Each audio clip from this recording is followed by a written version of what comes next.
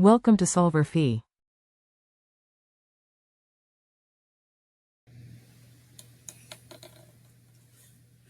This is the answer to Chapter 27, problem number 32 from the Smith Organic Chemistry textbook. And this problem is asking us to predict the products of four electrocyclic reactions and to talk about the stereochemistry of each. So we'll start with A. And so we can start by drawing the movement of electrons in this reaction.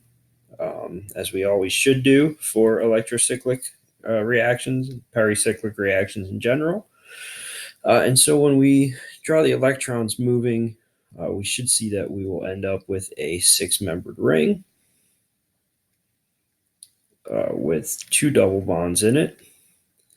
And then we need to decide on the stereochemistry in our products, So we have three pi bonds in the starting material, three pi bonds participating in the reaction. And this is a thermal electrocyclic reaction. And so from the rules that we've discussed in this chapter, we should know that this will be a disrotatory reaction. I'll just write dis. And so we are going to end up with the trans product here. So trans product. And of course, we'll also get the enantiomer.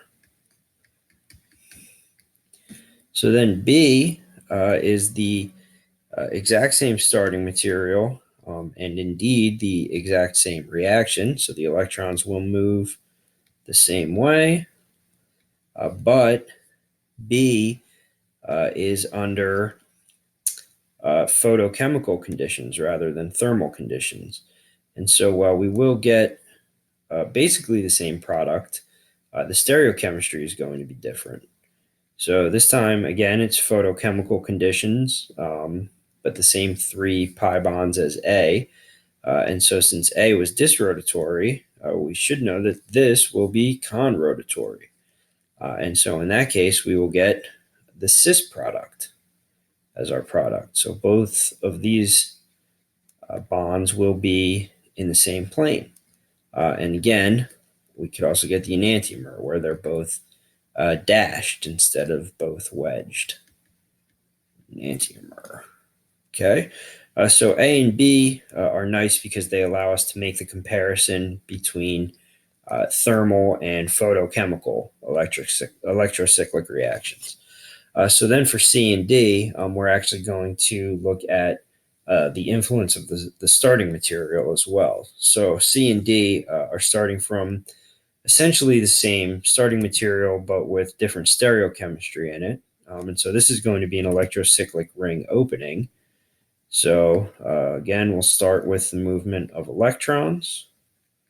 There they go, moving in a circle. Okay, and so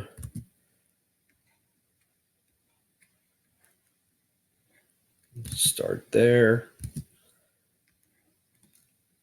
And these will be double bonds as well. And we do just need to look at now whether they're going to be con or disrotatory. And so C is a thermal electrocyclic ring opening. And there are three double bonds in the product. And so from our rules that we've been talking about all chapter, we know that this will be disrotatory. So dis. And what that means for this product is that both of these double bonds are going to have trans stereochemistry. So they're both going to be the E double bonds. So you can label them E and E. So now D is a lot like C. So the electrons are going to move exactly the same way. Draw that. But D has trans stereochemistry at these two chiral carbons, whereas C had cis stereochemistry at those chiral carbons. However, D is also photochemical, whereas C was thermal. And so since our product is going to, again, have 3 pi bonds in it, and this is an electrocyclic reaction under photochemical conditions, we know that we're going to get con-rotatory rotation. So con, and the result of this is that we're actually going to get exactly the same product as we got for C. So again, both of these will be E. And this makes sense if you think about it, because the stereochemistry is switched from C to D, but the reaction conditions are also switched. And so again, we get the same product in D as we did in C. And that is the answer to chapter 27, problem number 32.